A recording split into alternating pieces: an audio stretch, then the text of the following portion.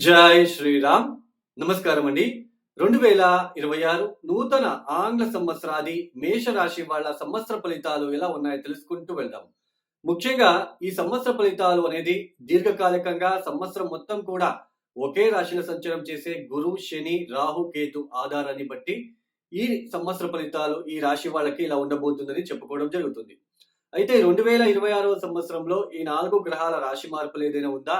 ఈ రాశి మార్పుల వలన మేషరాశి వాళ్ళ మీద ఎలాంటి ఫలితాలు, ఎలాంటి ఎఫెక్ట్ ఉండబోతుందో తెలుసుకుంటూ వెళ్దాం. ముఖ్యంగా ఈ 2026వ సంవత్సరంలో శని మీన రాశిలోనే సంచారం చేస్తూ ఉంటారు. శని గ్రహ రాశి మార్పు అయితే ఉండదు.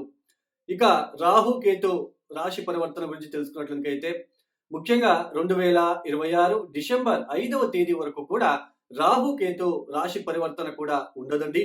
రాహు యాజ్ ఇట్ ఈస్ కుంభరాశిని సంచారం, కేతు యాజ్ ఇట్ ఈస్ సింహ రాశిని సంచారం చేస్తూ ఉంటారు.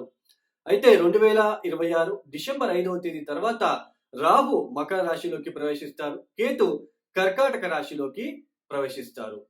అయితే ఈ గురుగ్రహ మార్పు మనం చూసుకున్నట్లయితే సంవత్సర ప్రారంభంలో ఆయన వక్రించి మిథున రాశిలో సంచారం చేస్తూ ఉంటారు. 2026 మార్చ్ 11వ తేదీ వక్రత్యాగం చేస్తారు. అగైన్ 2026 జూన్ 2వ తేదీ ఆయన కర్కాటక రాశిలోకి ప్రవేశిస్తారు. యాక్చువల్లీ గురువు గారు ఒక రాశిలో ఒక సంవత్సరం పాటు ఉండాలి.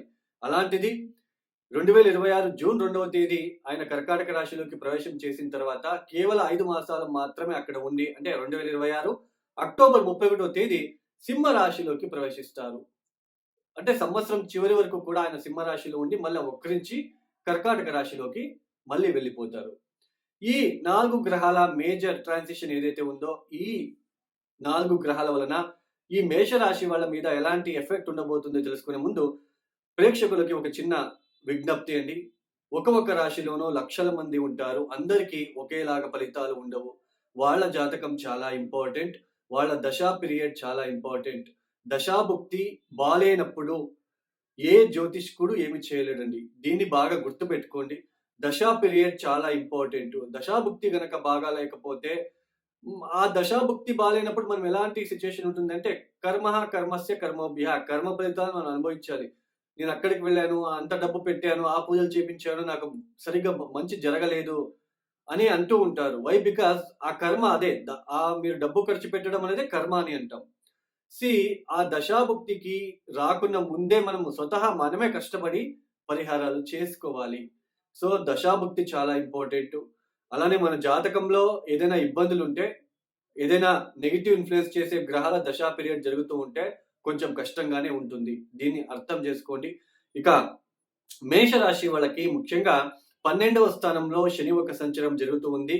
దీని వలన ఎఫెక్ట్ ఎలా ఉండబోతుంది అంటే, సీ కొంచెం శారీరకంగా బద్ధకం అనేది ఎక్కువగా ఉంటుంది.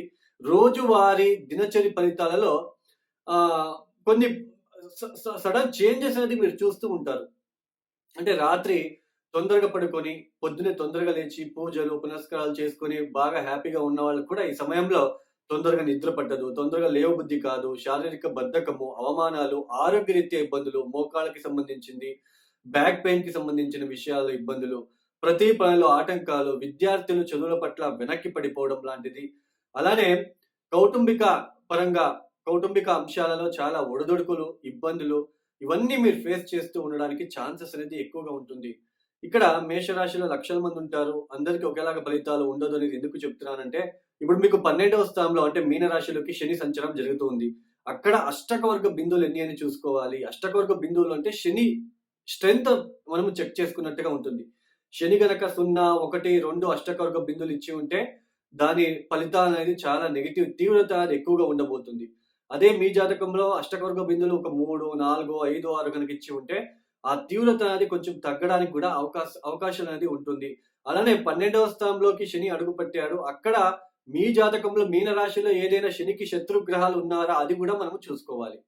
సో, మీరు దాన్ని చెక్ చేసుకుంటే అర్థమవుతుంది. మొత్తానికి 12వ స్థానంలో శని వలన ప్రతి పనిలో ఆటంకాలు, ఆర్థిక విషయాలు, ఇబ్బందులు, ఖర్చులు ఉంటాయి గానీ ఇన్‌కమ్ అనేది ఉండదు. ఊరికే ఖర్చులాగా ఉంటుంది. మీకేదో ఒక సమస్యతో నాకు ఇంత డబ్బు కావాలి, ఇంత సరిపోవట్లేదు, ఇలాంటివి ఎక్కువగా ఉంటాయి. అలానే విద్యార్థులకు కూడా చదువుల పట్ల ఇంట్రెస్ట్ తగ్గడానికి కూడా ఆస్కారాలు ఎక్కువగా ఉంటాయి. అంటే 12వ స్థానంలో శని వలన కొంచెం మేషరాశి వాళ్ళకి ఇబ్బందులు తప్పవు. అలానే మీరు పనిచేసే చోట హిడెన్ ఎనిమీస్ రహస్య శత్రువులు కూడా ఉంటారు. మీకు తెలియకుండానే రహస్య శత్రువులు ఏర్పడడానికి కూడా అవకాశాలు ఉంటాయి.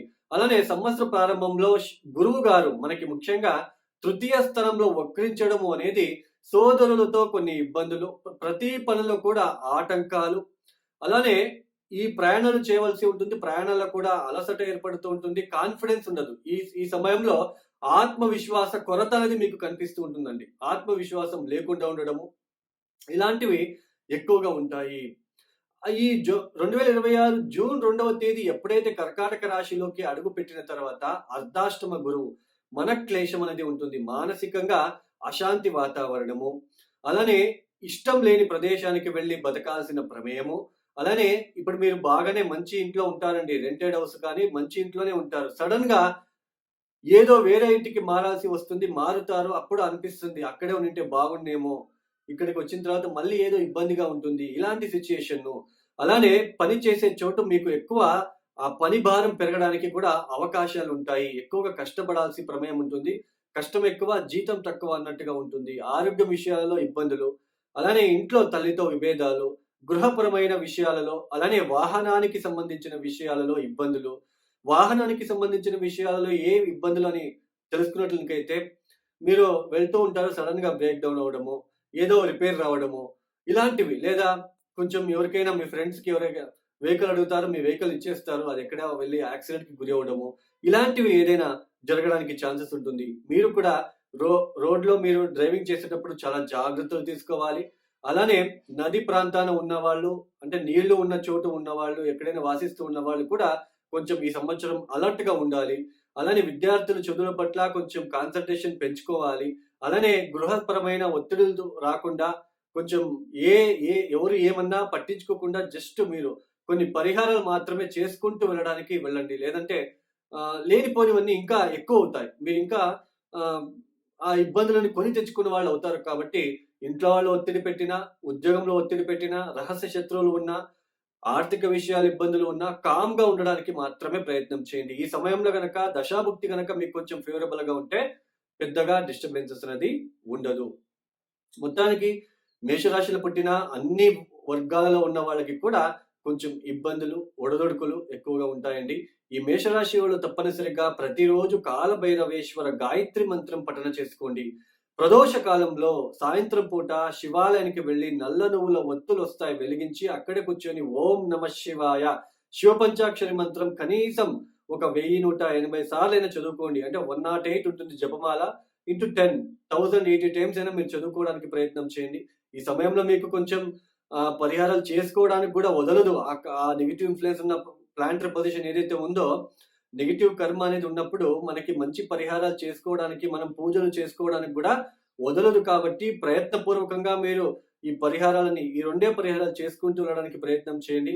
అలానే గురువారం పూట దక్షిణామూర్తి ఆరాధన చేసుకోవడము, దక్షిణామూర్తి స్తోత్రాలు వినడము చేస్తే చాలా మంచిది. ఇక ఎవరైతే ఈ వీడియోని చూస్తున్నారో లైక్ చేయండి, షేర్ చేయండి, సబ్స్క్రైబ్ చేసుకోండి. అలానే ఎవరికైనా ఆస్ట్రాలజీ కన్సల్టేషన్ కావాలనుకుంటే డిస్‌ప్లే అవుతున్న నంబర్‌కి నేరుగా కాల్ చేయండి. ప్రాబ్లమ్స్ చెప్పుకోరాదు. మీరే జ్యోతిష్కుల దగ్గర వెళ్లి ప్రాబ్లమ్స్ మీ సమస్యలు నాకు ఈ సమస్య ఉంది అని మీరే చెప్పుకుంటే ఇంక వాళ్ళేం చెప్తారు? సో, వాళ్ళకి డేట్ ఆఫ్ బర్త్, టైమింగ్స్ ఇవ్వాలి. వాళ్ళు చెప్పాలి ఏ ప్రాబ్లమ్ ఉంది, మీకు ఏ దశా పీరియడ్ జరుగుతాంది. అలానే మీరే కష్టపడి చేసుకోవాలి. అలాంటి పరిహారాలు నా దగ్గర ఉంటాయి. సో, మీకు నచ్చిన వాళ్ళు కాల్ చేయడానికి ప్రయత్నం చేయండి. ఇక సర్వే జనం సుఖినో భవంతు. ధన్యవాదములు. జై శ్రీరామ్.